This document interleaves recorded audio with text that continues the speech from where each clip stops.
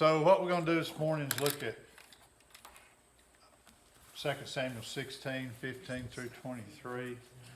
And it's talking about friends and on the other hand, traitors. It's a pretty wonderful thing to be a friend of the king, as this fella Hushai was a friend of David. But it's especially good to be the friend of the king when the king is Jesus, as we are. No other friend can be the same as he is. And of course, he has enemies. The king has enemies, and you can look at the news and you can see that there's people out there that are just hostile to Jesus. I mean, hostile to any mention of him, and they're not nice about it either. So, a friend of the king cannot be a friend of the king's enemies. It can't happen. On the night that Jesus made the journey out of Jerusalem and he crossed the Kidron Valley to go up to the Mount of Olives to pray, he spoke with his disciples, and one of the things that he said was, "This is my commandment, that you love one another as I've loved you. Greater love has no one than this, that someone lay down his life for his friends. You're my friends if you do what I command you. No longer do I call you servants, for the servant does not know what his master is doing. But I've called you friends, for all that I've heard from my Father I've made known to you." John 15, 12, 15. So being a friend to Jesus it's a lot better than being a servant, even though we're servants too. But being a friend of Jesus is not the same as being a friend to Jeff or to Lisa. He's still the king, whatever, we're friends, but it's not the same. He's always going to be on a higher plane than us. So I'm sure as the disciples remembered back what he said, that probably stuck in their mind, that he was "You're my friends," John 15, 14. So those events had connections to the events that happened 1,000 years earlier during the life of King David.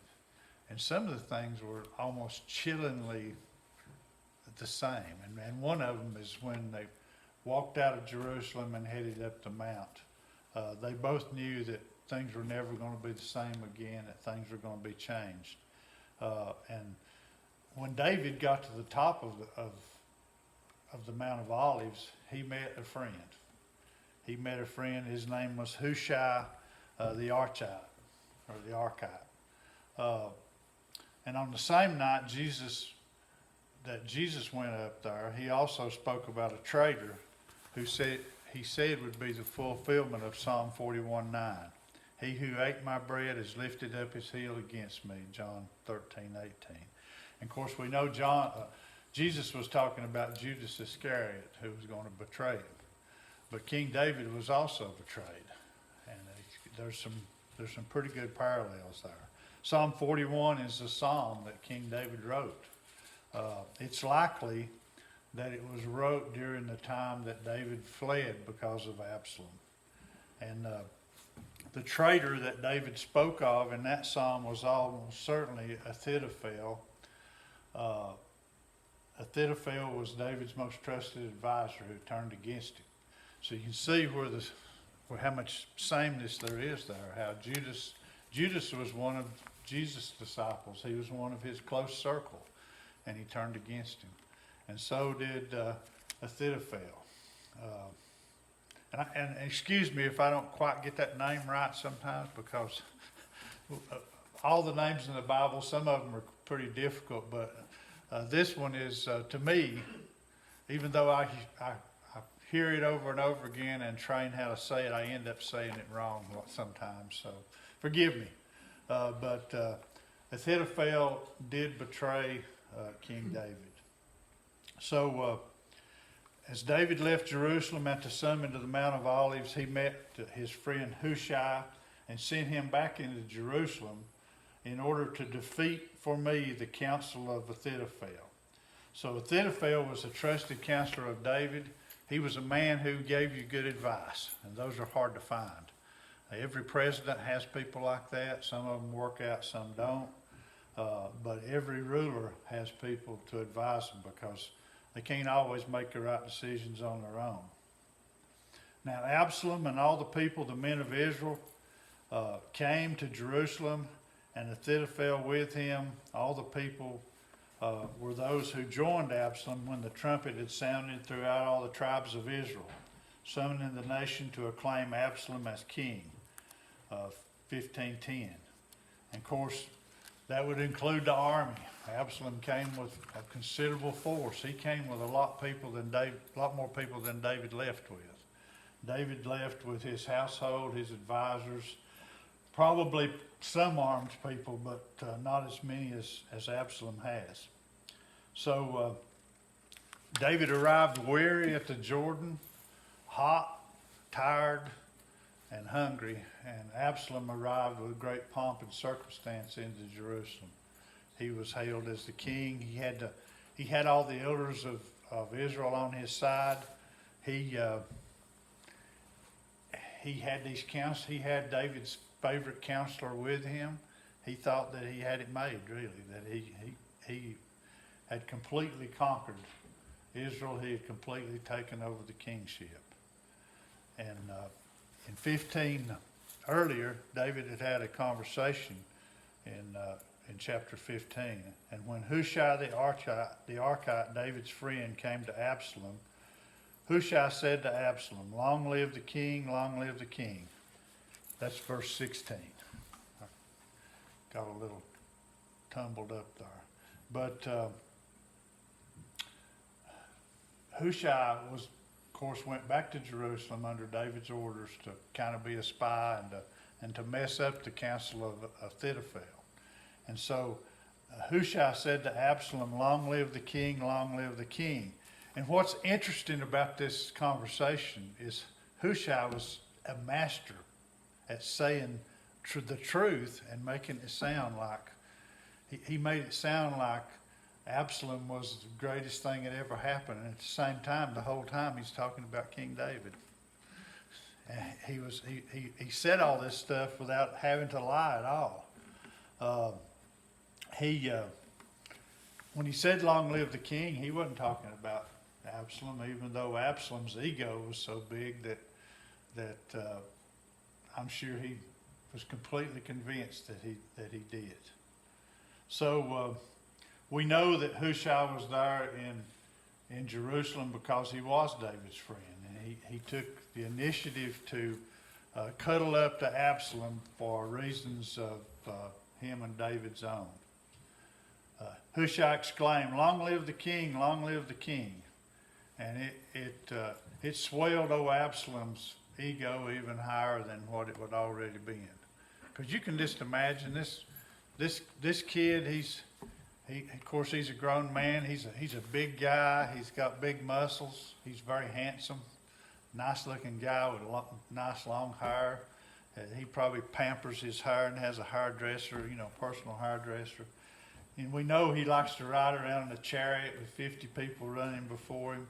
He probably swept into Jerusalem like a Roman conqueror. He couldn't imagine that Hushai wasn't working for him. I don't think he could imagine that. The king that he hoped would live was not Absalom, but David. And he didn't say, "Long live King Absalom." He just said, "Long live the king." And Absalom said to Hushai, "Is this your loyalty or kindness to your friend? Why did you not go with your friend?" So he knew David was his close friend, and he's wondering what happened here, why they would have had a falling out. Kindness and steadfastness has been kind of one of David's character traits from the very beginning of 1 Samuel, or from the time we first seen David up toward the end of 1 Samuel. But that characterized King David, steadfast love. And so Absalom here is suggesting that Hushai should have showed more kindness to David, that he should have been better to his friend. And so in a kind of a subtle way, he was kind of stripping David of his royalty, saying, "Hushai you should have been a better friend to to my father. But friendship, like I said earlier, but like between us and Jesus is not the same as being a friend to just somebody you know. He's always going to be the king. He's always going to be higher than us, and that's the way David was. David's never said here to love others, but it talks about through the whole thing about people loving David. And that doesn't mean that David didn't love them. It just means that he loved them from a higher plane, that he didn't love them like you would love a friend. So here is Absalom. He couldn't hardly believe his luck. He's got two of David's best counselors with him. And Hushai said to Absalom, "Know for whom the Lord and this people and all the men of Israel have chosen. His I will be, and with him I will remain. And again, whom should I serve? Should it not be his son? As I've served your father, so will I serve you." You listen to the deception there. Know for whom the Lord and this people and all the men of Israel have chosen. So the Lord didn't choose Absalom. The people of Israel did. But the Lord chose David. And so did the people of Israel. His I will be, and with him I will remain. See, he left David. And again, whom should I serve? Should it not be his son? As I've served your father, so will I serve you. Well, he's going to serve him all right. It was a pretty brilliant deception there. So Hushai's real meaning was, "No, I've not, as you think, betrayed my friend." I've not betrayed him. He talks about who the Lord has chosen, who Israel has chosen, but he doesn't mention any names at all. He doesn't say, "You, Absalom, the king." He obviously still means David. And so we know from reading this account, we know that Hushai never betrayed David at all. That he was actually a spy in the camp of Absalom. That even though the tribes of Israel had chosen Absalom and kicked David out, they had anointed King David over all of Israel. So that cannot be taken back. Just like it couldn't be taken back with Saul. Only God could do that. So he said, "Whom should I serve? Whom should I serve? Should it not be before his son?" So he's going to serve David's son, all right, but he's not going to serve him in the way that Absalom would expect. And so I will serve you, be before you, and what more could Absalom ask about this?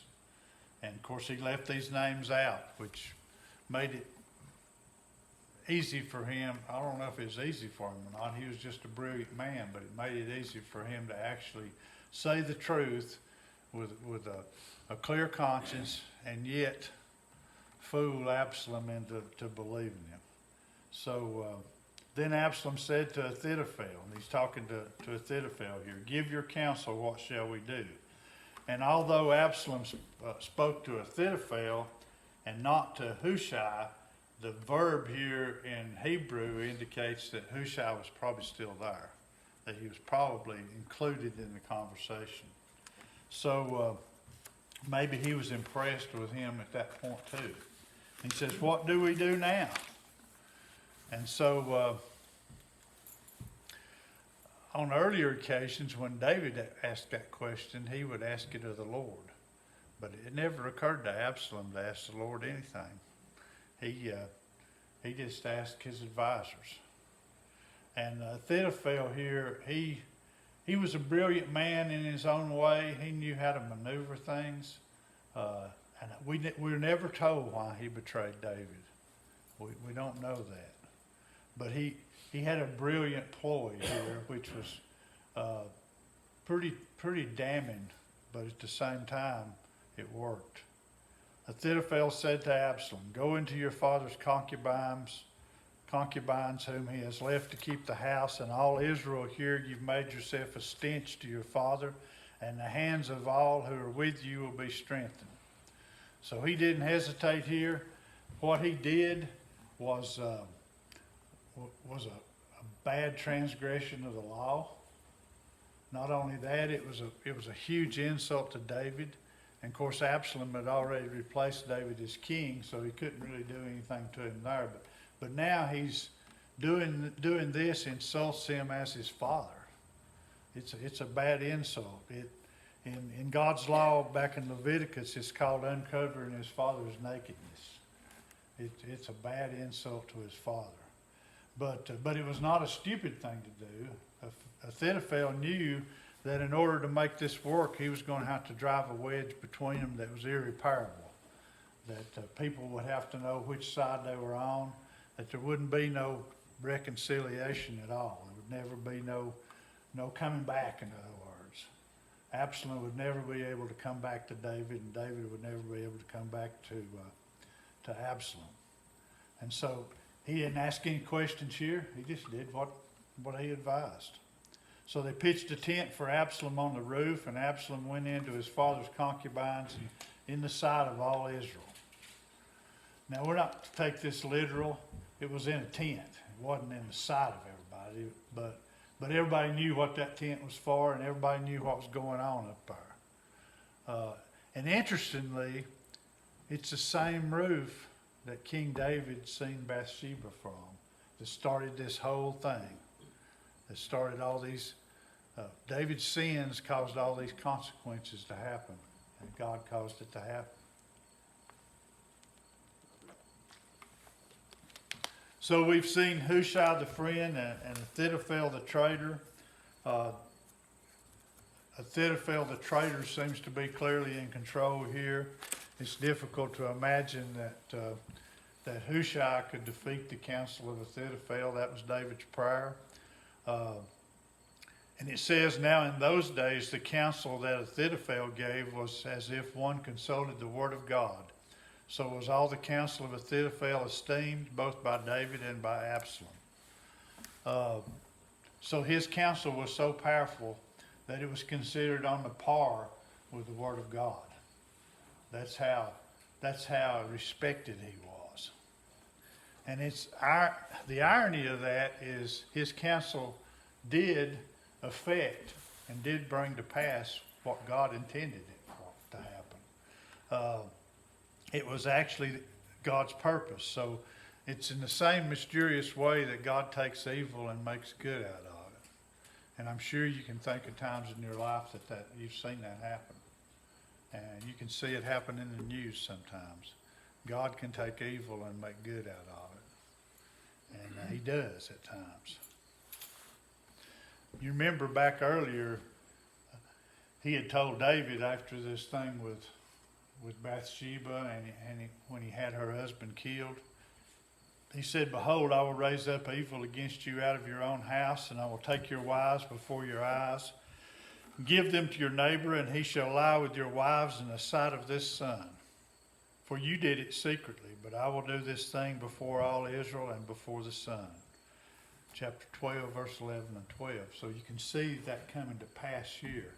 That when they set that tent up on the roof and those women were in that tent and Absalom went up there, they were bringing to reality what God had told David would happen. So the neighbor was David's son. It was a close neighbor. That Absalom should have had the Lord's blessing. He should have been king in the right way, but it's never going to happen. So we know the thing we should carry away from this is that God's intentions come to pass, and he can take evil and make good out of it. And we should realize that. And we know that God's intention for David's kingdom will prevail because he had promised David. We need to always remember this when we're reading through Samuel, especially 2 Samuel, that God's promise was that he would make David's house live forever. And he did that through Christ. So it's bad. It's a pretty terrifying thing to be the friend of a king because a king can turn on you. But you can be sure that in the end, the friends of the king will prevail. Let's do communion.